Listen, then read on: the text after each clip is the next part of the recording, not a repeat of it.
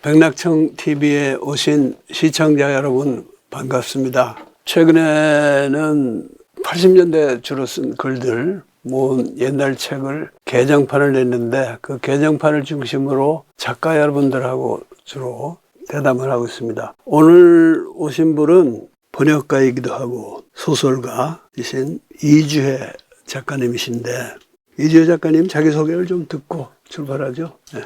말씀해 주신 대로 저희 소설 쓰고 번역 일 하고 있습니다. 올해 창비 개간지의 장편 소설을 연재 중이고요.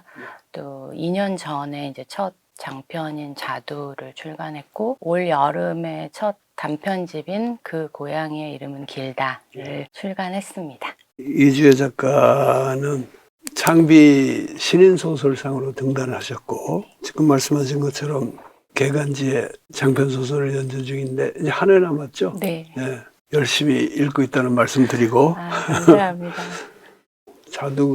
자두도 창비에 원래 중편으로 네. 실렸었는데 네. 이번에 뭐 짧은 장편 정도의 네. 단행본을 내셨죠. 그런데 번역가로 출발해서 소설가가 되시는 바람에 등단은 좀 늦었지만은 그 전에 뭐 어떻게 번역가가 되셨고 어떤 번역을 하셨는지 좀 시청자를 위해서 좀 말씀해 주세요. 제가 그 당시에 가장 할 수 있는 일과 하고 싶은 일을 좀 이렇게 살펴봤던 것 같아요. 저울질을 해봤던 것 같아요. 저는 어쨌든 읽는 거를 참 좋아하거든요. 읽으면서 할 수 있는 일, 또 제가 뭐 나름의 전공한 것들과 제 평소의 생활, 그리고 또 어린 아이들을 돌보면서 좀 집에 있어야 하는 저의 또 처지, 이런 것들을 고려했을 때 영어 텍스트를 읽고 우리말로 옮기는 일을 할 수 있다면 좋아하는 일이면서 할 수 있는 일이기도 하겠다, 이런 마음으로 시작했습니다. 네. 번역을 여러 번 하셨나요? 번역은 뭐 어린이 책부터 뭐 양육서, 뭐 여러 이론서까지 한 100권은 넘게 한 것 같아요. 어이구. 예, 뭐 이제까지는 시청자에게 오늘 저희 공부길에 와주신 이주혜 작가를 소개하는 의미로 내가 자꾸 질문도 하고 그랬는데, 지금부터는 대담자로 오신 이 작가께서 이제 주도하시기 바랍니다. 질문도 던지시고. 제가 선생님께 여쭤보고 배우려고 하는 이야기들은 이제 외국 문학, 흔히 또 세계 문학에 대한 이야기예요. 우선 외국 문학을 어떻게 또 우리가 수용을 하고 읽을 것인가를 생각을 하면서 가장 먼저 뭔가 좀 외국 문학, 세계 문학, 이런 것들이 그 용어가 좀 약간 혼용돼서 쓰이고 있다는 생각이 들었어요. 흔히 보통 뭐 세계문학, 고전 이런 이야기를 하잖아요. 근데 세계문학이라는 건 그러면 우리 문학까지 다 사실은 포함된 거 아닌가? 뭐 그러면 제1세계 문학만을 흔히 얘기하는 게 세계문학 고전인가? 제3세계 문학은 어디에 포함이 되어야 하는가? 그렇다면 좀 더 정확하게 외국 문학이라고 말할 때 역시도 어디부터 어디까지를 외국 문학이라고 말해야 하는가, 이런 이제 고민이 들더라고요. 그래서 가장 어떻게 보면 좀 기본적인 질문이긴 하지만 용어 정리부터 선생님께 한번 여쭙고 싶었어요. 네. 지금은 우리 학계나 문단에서도 대개 그 용어가 정리는 된 것 같은데, 한때는 세계문학 그러면은 뭐 거의 서구 중심의 문학이었고요. 구미 문학이었고, 요즘도 이제 한국문학 전집, 세계문학 전집 이런 거 따로 냅니다. 근데 그거는 편의상 그러는 거죠. 한국문학, 우리 독자에게 소개하고 싶은 한국문학은 너무 많은데 그거하고 세계문학, 외국문학하고 섞어 놓으면은 그러니까. 그런데 한때는 우리 문학은 세계문학 전집에 들어갈 급이 안 된다고 생각하는 분들도 있었던 것 같아요. 그러나 뭐 지금 보면은 세계문학이라는 거는 한국문학을 포함한 전 세계의 문학이고, 그 중에 한국문학을 뺀 나머지 문학을 외국문학이라 그러고, 외국문학 중에서는 아직도 우리가 그 큰 비중을 부여하는 유럽과 미주의 문학, 흔히 제3세계 문학이라고도 하는 좀 다른 문학인데, 사실은 그런 그 기본적인 정리는 돼 있다고 보는데 따지고 들어가면 굉장히 또 복잡해져요. 제3세계 문학이라고 하는데 제3세계를 하나의 지역으로 보더라도 어디에서부터 어디까지가 제3세계인가 그런 문제도 있고 라틴 아메리카의 문학 같으면은 그 언어가 사실은 유럽 언어잖아요. 말하자면 지금 세계의 중심권에 속하는 언어인데 그거를 어느 정도 제3세계 문학으로 볼 것인가. 대개는 라틴 아메리카 문학도 제3세계 문학으로 보잖아요. 그런 게 있고 가령 일본 같은 나라는 우리가 제3세계로 안 칩니다. 그죠? 그러나 일본 문학이 또 유럽 문학하고 같은 대접을 못 받고 있으니까 일본 문학도 그 성격에 따라서는 제3세계적이다. 뭐 이렇게 볼 여지도 있고 그래서 따지고 들어가면 그것도 복잡해지고 사실은 한국 문학이 뭐냐? 이것도 복잡한 문제예요. 우리 창비에서는 만해문학상을 줄 때 한국어로 된 문학을 대상으로 준다고 이렇게 돼 있어요. 그래서 북한 작가도 한번 줬지 않습니까? 홍석중의 황진이. 북한 소설가가 처음으로 국내 문학상 수상자로 선정됐습니다. 한때 월북 작가 작품은 서점에서 찾아보기도 힘들었는데 세상 참 많이 변했습니다. 최희준 기자입니다. 평양문학예술출판사가 펴낸 장편소설 황진이입니다. 풍부한 어휘를 바탕으로 적절한 속담과 격언을 사용하며 기생 황진이의 삶을 거침없이 표현하고 있습니다. 남녀 간의 사랑 묘사도 구체적이어서 종래의 북한 작품이 지닌 이념성과 정직성에서 벗어났다는 평가를 받고 있습니다. 이 같은 점이 높이 평가돼서 그동안 황석영, 김지아 씨 등 우리 문단의 중심 작가들이 수상한 만해문학상 수상자로 선정됐습니다. 황진이의 작가 홍석중 씨는 김일성 종합대학 어문학부를 졸업한 뒤 1970년 문단에 데뷔해 대하소설 높새 바람 등 여러 편의 작품을 내놓았습니다. 홍 씨의 친할아버지는 대하소설 임꺽정의 저자이자 월북한 뒤 북한의 부수상까지 지냈던 벽초 홍명희 씨입니다. 남북한 당국의 그 정해놓은 절차에 따라서 초청과 그 수상의 수락과 시상식과 관련된 모든 사항을 의논할 예정입니다. 정부는 작가 홍석중 씨의 시상식 참가에 별다른 문제가 없다고 밝혔습니다.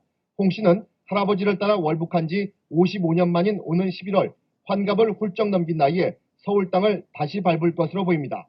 SBS 최희준입니다. 이게 한국 문학을 한국어 문학으로 주로 이제 1차적으로 그렇게 정의하고 있어요.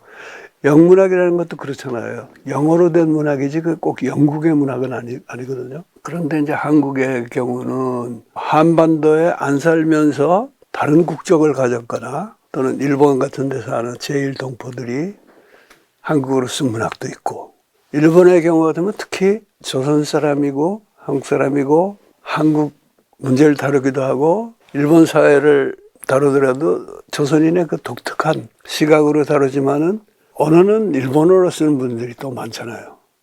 그래서 이제 이런 걸 가지고 그럼 어디서부터 어디까지 한국 문화냐 하는 건데 그런 문제를 나는 오늘 우리 주된 소재로 삼은 한국 문학의 현 단계, 새 단계 이 두 권 다음에 나온 책 제4집이죠 말하자면 그게 서장에서 한번 정리를 했어요. 그 서장의 제목이 민족문학, 세계문학, 한국문학 그런 건데 쉽게 말하면은 뭐가 한국 문학이고 뭐가 한국 문학이 아니다. 이거를 두 자르듯이 우리가 그렇게 구분하지 말자. 오히려 한국인이 한국어로서 정말 한국인다운 그런 관심사를 가지고 쓰는 거를 중심에 두고 이 중심에 있는 원 바깥에 여러 개의 동심원이 있다.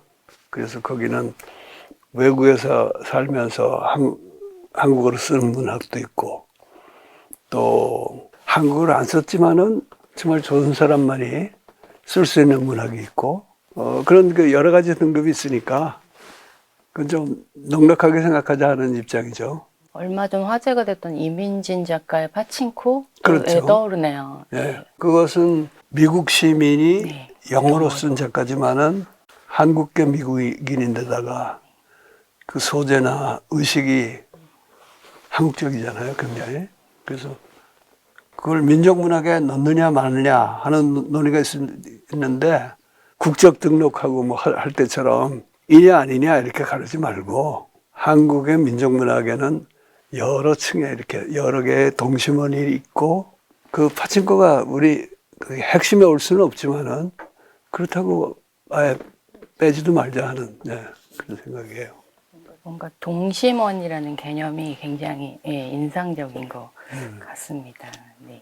영문학 연구에서의 주체성 문제라는 글이 있잖아요. 여기에 이제 선생님께서 진리를 깨치고 실천하는 것인 바 자신의 지식 축적 행위가 곧 진리의 구현이 되도록 만드는 인간이 학자인 것이다. 그런 의미에서 모든 학문은 하나일 뿐더러 하나의 과학이어야 한다. 이 말씀이 저는 참 인상적이었어요. 또 더불어서 학술지이기도 한 안과 박에 수록된 그 해방 후에 1세대 영문학자 선생님들과 인터뷰를 이제 우연히 읽게 되었는데요. 거기에 여석기 선생님이 당시에는 영문학을 위해서 영문학을 공부한 것이 아니고 우리 학문을, 우리 문학을 위해서 영문학을 연구하고 소개하고 번역하고 비평하고 하는 거다. 그렇게 생각했다. 이런 이제 수례를 하셨어요. 그 말도 저는 또 굉장히 은근히 좀 뭉클하기도 하고 그렇게 보였거든요. 그러니까 외국에서 외국 문학을 전공하고 연구했던 분들이 국내로 와서 활동을 하게 되면 외국 문학 전공자이지만 넓은 의미에서 비교 문학자일 수도 있겠다 이런 생각도 했었어요. 그렇다 보면은 또 우리가 출판사마다 이 세계문학 전집을 만들어 가지고 이렇게 시장에 내놓을 때도 이런 외국 문학 학자들이 굉장히 중요한 역할을 담당하게 되지 않을까? 어떤 작품을 어떤 작가를 선정하고 어떻게 해석하고 어떻게 번역을 해서 독자들에게 낼 것인가를 결정하는 어떤 권한일 수도 있고 책임일 수도 있잖아요. 그런 것들을 전면에서 책임지고 있는 분들이 이런 외국 문학을 전공한 학자분들이라고 생각을 했어요. 그래서 이건 굉장히 책임이 좀 막중하겠다 이런 생각도 했었는데 이렇게 세계 명작을 읽는 태도에 대해서 이렇게 선생님이 EJ라는 개념을 들어서 설명을 하셨어요. 저는 외국 문학을 수용한다 하면 가장 먼저 떠오른 사자성어가 오히려 타산지석 뭐 이런 거였거든요. 근데 EJ? 웬 EJ? 오랑캐? 약간 좀 의문도 들고 얼마 전에 백낙천 공부길에서 정소영 편집자와의 대화 편을 저도 봤는데 거기서도 이제 간단히 EJ에 대해 설명을 하셨잖아요. 오늘 이 자리에서도 우리가 또 세계문학을 공부하는 자리니까 다시 한번 그 EJ의 개념에 대해서 설명을 해주셨으면 좋겠습니다. 네. 여러 가지 중요한 문제를 제기해 주셨는데, EJ라는 구절에 주목해 주셔서 그것도 고맙습니다. 그런데 그 전에 그 제1세대 네. 영문학자 얘기하셨잖아요. 여석기 선생님이나 그분 또래는 엄밀히 말하면은 영문학 연구의 제1세대는 아니에요. 해방 전에 이제 공부하고 이미 그때부터 가르치기 시작하신 가령 이양하 선생님, 권중희 선생님, 또 영국에서 공부하신 고대에서 가르치신 이인수 선생님, 이런 분들이 이제 1세대고, 여석기 선생은 고대 그 시인이신 김종길 선생 같은 분, 교수로서는 김치규라고 하셨죠. 근데 그런 분들은 그 다음 세대고 그 전 세대에 배운 분들이에요. 그러나 해방 후에 1세대라 그러면 여석기 선생님 1세대 맞습니다. 사실 이제 영문학을 공부하는 이유가 영문학 자체를 위해서라기보다 우리 문학에 도움이 되기 위해서다. 이런 말씀을 하셨는데, 그러다 보니 자연히 비교 문학자가 되는 거고, 그런데 문학을 공부하는 사람이 어떤 의미에서 다 비교 문학자가 되어야 된다는 것은 영국인이 영문학 할 때도 마찬가지라고 봐요. 근데 이제 그걸 비교 문학과라는 그런 이제 학과 편지하고 생각하면은 비교 문학과에 들어가면은 몇 개의 언어로 된 문학을 몇 개 이상을 해야 된다는 그런 규정이 있는 건데, 언어를 몇 개 하느냐는 문제를 떠나서 문학을 볼 때는 항상 그거는 자기 나라 문학에만 국한되지 않게 넓게 보게 돼 있죠. 근데 제1세대 얘기로 돌아가면은 여석기 선생님을 제1세대라고 한다면은 이제 나 같은 사람, 우리 또래는 제2세대가 되고, 지금은 뭐 또 더 아래 제3세대들이 활약하고 있는데, 그때마다 좀 공부하는 태도랄까? 풍조가 다른 것 같아요. 그 이지혜 씨는 혹시 그런 차이를 안 느끼셨나? 공부를 열심히 해야 되나? 예, 뭐 전문 영문학도가 아니니까 그런 건 덜 하시겠지만은 제 1세대 선생님들하고 좀 다른 태도를 갖고 있다 이렇게 느끼고 있어요. 내가 우리 세대의 대표적인 인사는 아니지만 그 중에 하나가 우리 선배 세대에서는 EJ란 말 안 썼어요. 그쪽에서 우리 실력으로 배울 수 있는 걸 최대한으로 배워가지고 우리 문학하는 분들에게 참고가 되도록 하겠다 하는 이제 그런 목적 의식이 더 컸고요. 나도 물론 그런 생각을 하지만은 EJ라고 할 때는 그분들보다 훨씬 건방진 태도 아니에요. 그잖아요? 그러니까 옛날에 중국 사람들이 EJ란 말 처음 썼을 때는 자기들 빼고는 다 오랑캐라는 우월감을 가지고 썼단 말이거든. 근데 사실은 서양의 문학하는 사람, 서양 학자들이 제3세계나 뭐 한국 볼 때 그런 우월 의식이 있어요. 근데 내가 이제 같이 이제 쓴 말 중에 하나가 적개심이라는 건데 그런 상황에 대한 적개심을 가지고 야, 우리가 보기엔 너희들도 오랑캐다. 그래서 우리가 너희 작품을 읽어주는 게 일종의 이의제의다 하는 거니까 그것은 대등한 그러니까 평등 관계를 향해 나가는 하나의 과정이긴 하지만은 어떤 의미에서는 좀 대등한 대접을 못 받는 소위 후진국이나 제3세계 지식인으로 받아치는 그런 면이 있었죠. 그만큼 우리 문학에 대한 약간 자부심도 있어야 가능한 태도가 아니었을까요? 어느 나라 어느 민족이나 자기의 역사가 세계 어떤 면에서는 중심이라는 의식이 있어야 되고 문학도 빈약하면 빈약한 대로 자기들이 직접 생산한 것이고 그 자기들의 삶에는 제일 맞는 그런 문학이니까 그걸 중심에 두고 다른 문학을 그냥 고분고분 다른 나라 문학이 참 더 훌륭하니까 그걸 배워와서 우리도 더 살찌우겠다. 이건 물론 좋은 뜻이지만은 그게 아니고 우리 주체성을 더 좀 주장하면서 한결 능동적으로 한번 대처해보자. 이제 그런 뜻이 담겼던 거죠. 외국 문학, 특히 제1세기 문학을 전공하다 보면 정말 자칫 문화적 사대주의에 빠지기가 참 쉽다는 생각이 좀 들 때가 있는데 그거를 경계하면서 우리 문학에 대한 어떤 자부심도 함께 챙길 수 있는 그런 전략? 태도? 예, 이런 거였던 것 같습니다. 네. 제가 이 세계문학에 대해서 이제 공부를 하면서 마침 이제 집에 창비 세계문학 시리즈가 있어가지고 그거를 이제 읽다가 보니까 뒤에 발간사가 있더라고요. 그 편집위원들이 이제 쓴 발간사를 다시 한번 이제 평소에는 그냥 넘겼던 거를 다시 한번 읽었더니 저의 이제 이 공부를 하면서 제가 느끼는 고민에 대한 대답이 일부 거기에 있더라고요. 인간의 존엄과 개성이 매몰되어 가는 시대를 살아가는 우리가 인간답게 산다는 것의 의미가 무엇인지 근본적인 화두를 다시 던지고 사유의 모험을 떠나야 할 때 다양한 전통과 문화를 쌓아올린 공동체의 경험이 녹아들어 있고 세계와 존재에 대한 탁월한 개인들의 치열한 탐색이 기록되어 있으며 새로운 세상을 꿈꾸는 아름다운 도전과 눈물이 아로새겨져 있는 이 세계 고전 문학이 그 사유의 모험에 반드시 필요한 벗과 스승이다. 이런 말이었어요. 그래서 이게 바로 세계 문학을 읽는 우리가 읽어야 하는 자세를 되게 압축적으로 기술을 했다는 생각이 들었어요. 그만큼 어떤 나라의 어떤 작가의 작품을 고를 것인가를 선택하는 게 굉장히 중요해질 수밖에 없을 텐데요. 이렇게 각 출판사의 세계 문학 시리즈는 어떻게 보면 그 출판사가 정말 중요하게 생각하는 담론이 무엇인지 또 어떤 사상을 은연중에 드러내는 작업일 수밖에 없겠다. 그냥 상품을 만드는 것과는 좀 다른 일이겠다라는 생각이 들었어요. 이거는 정말 영문학자이시기도 하고 문학평론가이시기도 하고 심지어 편집자이시기도 하셨던 선생님이 가장 어떻게 일선에서 고민했던 주제일 수 있겠다는 생각이 듭니다. 어떤 기준들을 가지고 이런 순위를 정할까요? 출판사들은? 편집자 생활을 많이 했지만은 창비 세계문학 시리즈 편집에는 관여를 안 했어요. 그거를 주도한 분은 당시 주간 한기욱 평론가, 그 영문학도이고 전공은 미국 문학이죠, 그분이. 발간서도 아마 그가 써서 뭐 동료들끼리 회람을 하거나 그랬겠죠. 참 훌륭한 문장이죠.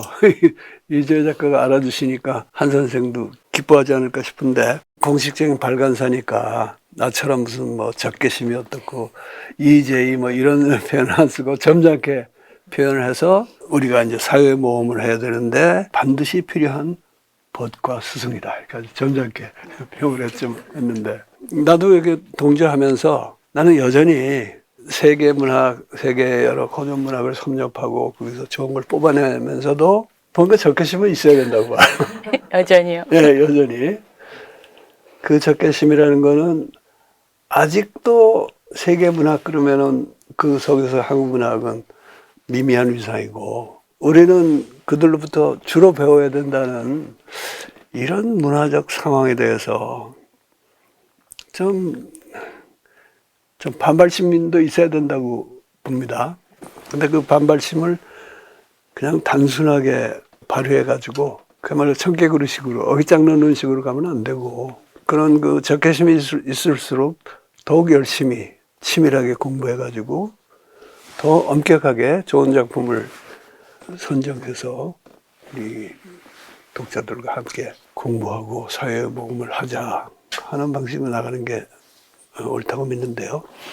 근데 이제 덧붙일 것은, 내가 처음 민족문학론을 내세울 때 우리가 제3세계의 민족문학으로서 우리 문학도 당당하게 세계문학의 반열에 들어갈 수 있다, 이런 얘기를 했잖아요. 근데 그것은 어떻게 보면 아직도 세계문학 반열에 잘 안 끼워주니까 우리도 들어갈 수 있다 하는 그런 자세에 발려있는데, 90년대 들어와서는요, 이번 이 개정판에 안 실려 있고 통일시대 한국문학의 보람이라는 책에 있습니다. 거기서는 조금 한 걸음 더 나갔어요.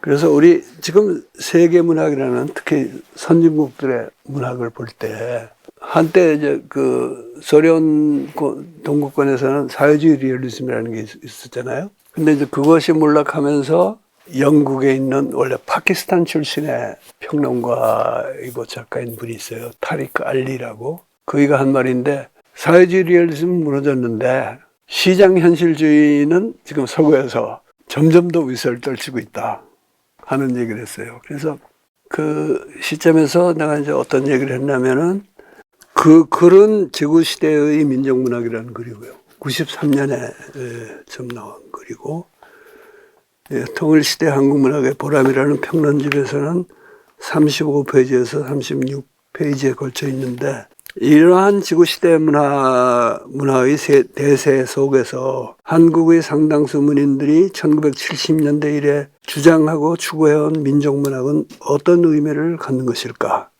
무너진 동구권의 체제 옹호적 사회주의 리얼리즘 문학도 아니요, 그렇다고 선진 자본주의 사회의 체제 수능적 시장 리얼리즘도 아니란 점만으로도 그 최소한의 존재 이유가 확보되리라고는 말할 수 있다.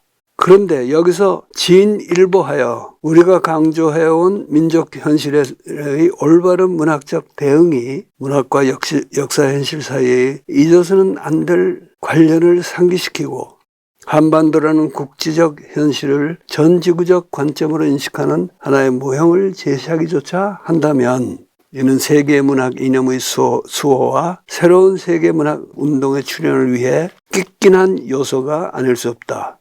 지금까지 우리는 민족문학의 민족의 현실에 충실함으로써 세계문학의 대열에 당당히 참여할 수 있음을 주로 강조해온 편이지만, 지구시대의 현 정세는 민족문학의 이바지가 특별히 필요할 만큼 세계문학의 대열 자체가 몹시도 헝클어진 형국인도 모른다 이랬어요. 그러니까 우리도 좀 세계문학의 반열에 좀 끼워주시오 하던 자세에서, 야, 다시 보니까 너희들 점점 엉망으로 망해가는데 우리라도 있어서 너희 좀 도와주지 않으면 너희들 좀 곤란하겠다 하는 자세로 바뀌었는데, 이게 소위 국뽕인지 아닌지는 독자들이 판단해 줄 문이지만은, 그런 세계문학과 우리 민족문학, 한국문학과의 관계에 대해서 내 생각이 그렇게 좀 바뀌었다는 걸 좀 상기시켜